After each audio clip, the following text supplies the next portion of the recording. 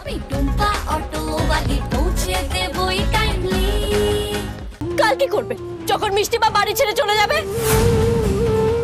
আপনি রোজ সকালে অফিসে যাওয়ার সময় মিষ্টিমাকে বলে যান, মা আমি আসছি। দুদিন পর যখন দেখবেন যে ওই ঘরটা ফাঁকা পড়ে আছে, খালি পড়ে আছে, তখন আপনি কাকে বলবেন আমির বাবু? মিষ্টিমা আর থাকছে না আমির বাবু। থাকছে না মানে কোথায় যাবে মা? আপনাদের দুই ভাইকে এই বাড়িটা ভাগ বাটোয়ারা করে মিষ্টিমা কাশিতে চলে যাচ্ছে। এবার আপনি বুঝতে পারছেন কেন আমি রোজ রোজ নতুন নতুন করে নাটক করছি? কেন রোজ দিন আমি আপনাদের দুই ভাইকে এক করার চেষ্টা করছি? কারণ আমি মিষ্টিমার চলে যাওয়াটা আটকাতে চাই। আমির বাবু মিষ্টিমা চলে গেলে আমরা কেউ ভালো থাকবো না। আমির বাবু আমরা কেউ ভালো থাকবো।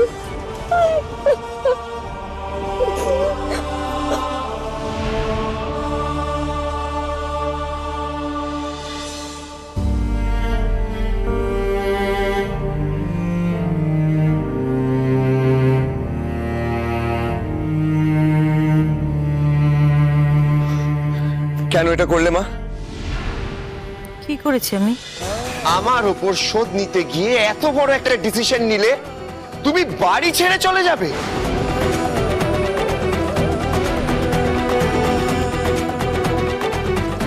আমি কারোর ওপর কোনো শোধ নিইনি।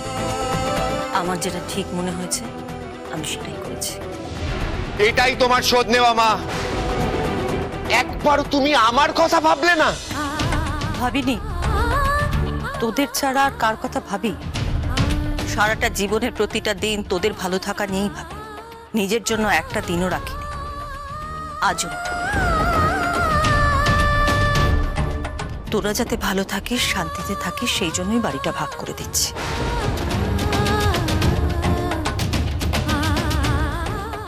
চিন্তা করিস না, আমি লিগেলি ভাগ বাটোয়ারা করে তবেই যাব। যেও না মা, তোমাকে ছাড়া আমি থাকবো কি করে? কোথায় যাবে তুমি বৌমা? মা কাশি চলে যাচ্ছে।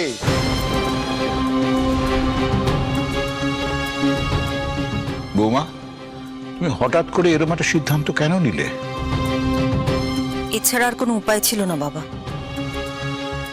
আমি এসব ভাগ বাটোয়ারা করে দিয়ে এখান থেকে চলে গেলে এই অশান্তি শেষ হবে। আমারও আর দেওয়ার কিছু থাকবে না, ওদেরও আর চাওয়ার কিছু থাকবে না। এই চাওয়া পাওয়ার একটা শেষ দরকার।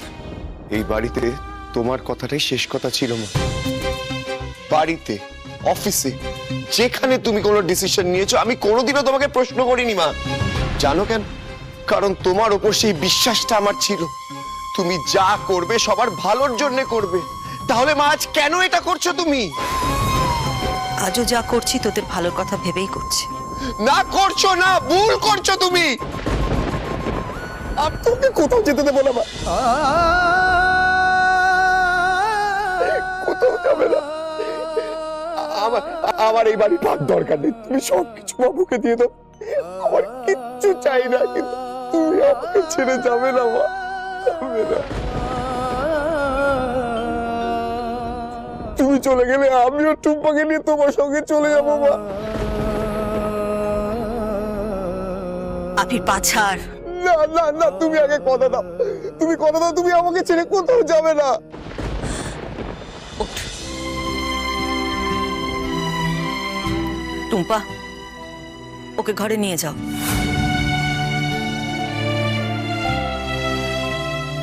আমি অনেক ভাবনা চিন্তা করে এই সিদ্ধান্ত নিয়েছি, বদলাতে পারবো না।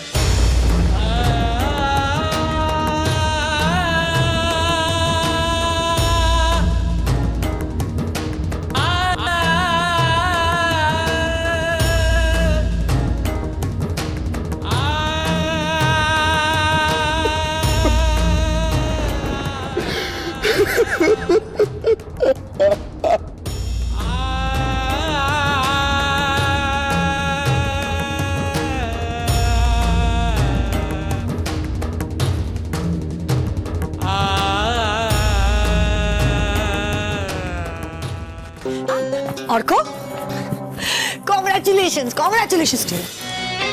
মানে আমি তো এখনো চাকরি খুঁজছি, আমি তো চাকরি পাইনি, তুমি কেন আমাকে কংগ্রাচুলেশন জানাচ্ছ? তোর রাখো তো তোমার চাকরি, তোমাকে আর চাকরি করতে হবে না, তার থেকে অনেক বড় জিনিস পেয়ে গেছো তুমি। মানে কি পেয়েছি আমি? তুমি পেয়ে গেছো এই পুরো বাড়ির মালিকানা।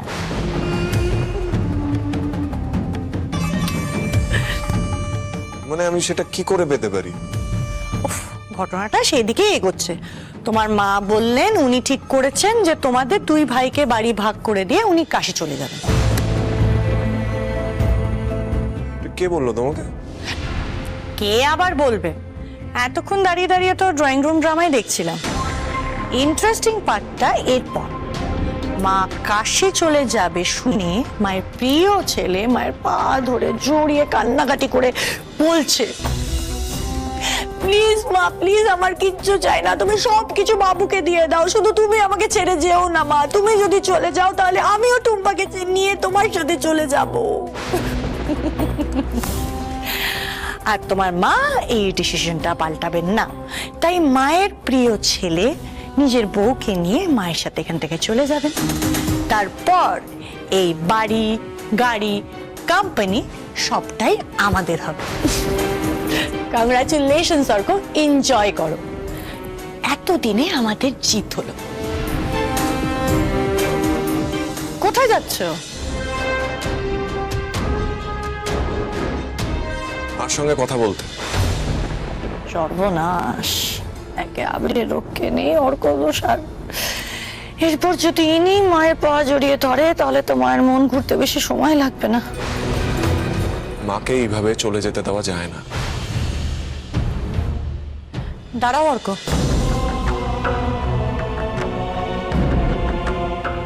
আমি যেটা বলছি শোনো। মা ওদের দিকে আছে, আর আবির তো আছে, মাকে আবির যেতে দেবে না। কিন্তু এখন যদি তুমি কোনো কিছু বলো তাহলে মা হয়তো বাড়িটা ভাগ না করেই কাল সকালে এখান থেকে চলে যেতে পারে, আর সেই সময় কিন্তু সব দোষটা তোমার ঘাড়ে গিয়ে পড়বে। আর তুমি তো জানো অর্ক,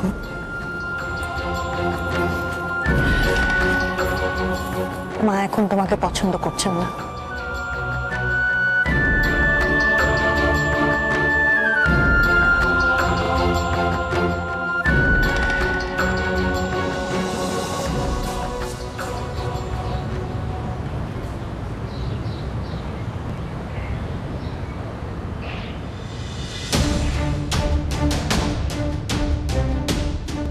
একটা চা দাও না গো।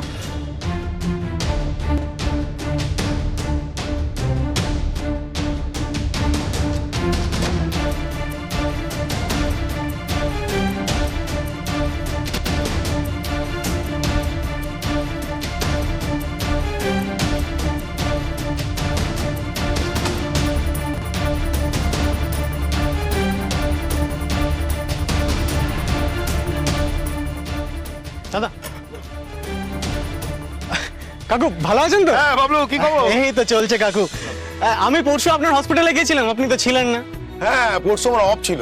কেন কেউ ভর্তি আছে নাকি? আমি গেছিলাম একটা অন্য ব্যাপারে। বই আমার এক দিদি আছে না, টুম্পাদি, বটতলা তো। হ্যাঁ হ্যাঁ শুনেছি অনেক বড় করে বিয়ে হয়েছে। হ্যাঁ, তোর এক দুঃসম্পর্কের ননদ আছে, তো সে নার্সিং নিয়ে পড়তে, তো সেই বিষয়ে টুম্পাদি ওর সঙ্গে আমাকে পাঠিয়েছিল। ও না আমাকে একটা কথা বলছিল কাকু। কি? একটু ওদিকটা চলুন। চল।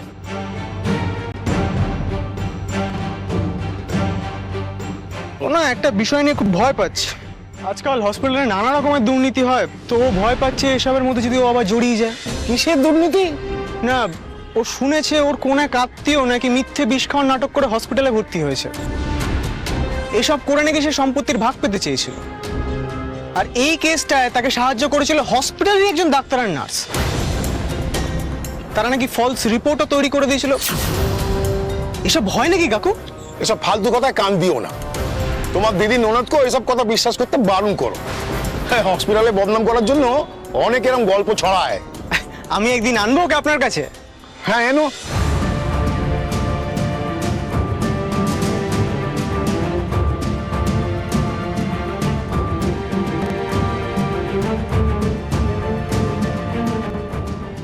ব্যাপারটা এড়িয়ে গেল, তার মানে পম্পাদির কেসটা সত্যি। নেহা ফিরে এলে ওকে নিয়ে যেতে হবে।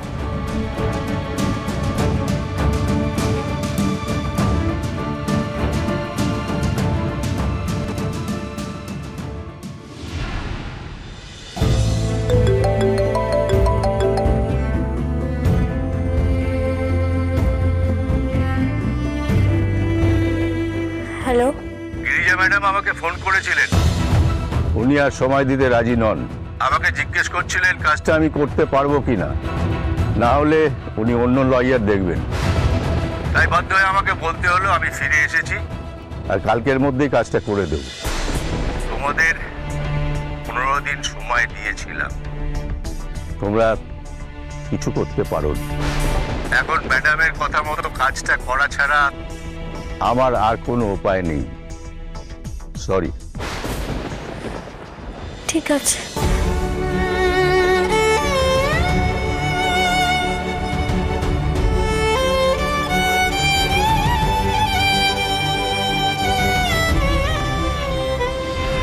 পরশুর কনফার্ম টিকিট সব ব্যবস্থা করা আছে ম্যাডাম।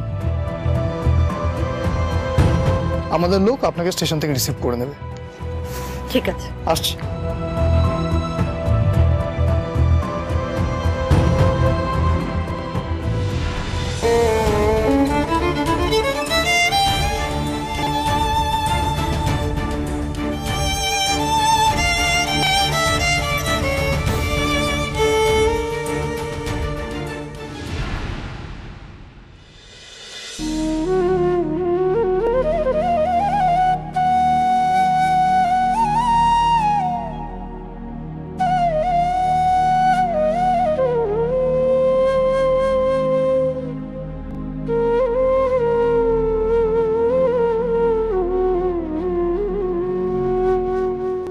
তুমি তো জানো ঠাকুর, আমি কেন সবকিছু ছেড়ে চলে যাচ্ছি। আমি যতদিন এখানে থাকবো অশান্তি শেষ হবে না। কোনোদিন তো ভাবিনি এভাবে ভালোবাসার জায়গা ছেড়ে চলে যেতে হবে। কিন্তু কি করব, আমার কাছে আমার ছেলেদের সুখটাই আগে। আমার চোখের জলের পরিবর্তে যদি ওদের জীবনে সুখ আসে, আসুক, সেটা আমার কাছে অনেক অনেক। আমার চোখের জল আমি আড়াল করে নেব, ওদের সুখটা সবার সামনে থাকুক। টুম্পা অনেক চেষ্টা করলো ওদের দুই ভাইকে এক করার। মেয়েটা অনেকটা আমারই মতো, সবাইকে একসাথে বেঁধে রাখতে চায়। ছোট তো, বোঝে না, জানে না সম্পর্কের সুতো একবার ছিঁড়ে গেলে আর পাতা যায় না। আমি চলে যাচ্ছি, তার জন্য আমার কোনো কষ্ট নেই। আমার কষ্ট এই মেয়েটার জন্য। আমি চলে গেলে সব যন্ত্রণা ওকেই নিতে হবে। মেয়েটাকে এনে যন্ত্রণা ছাড়া আর কিচ্ছু দিতে পারলাম না, কিচ্ছু না।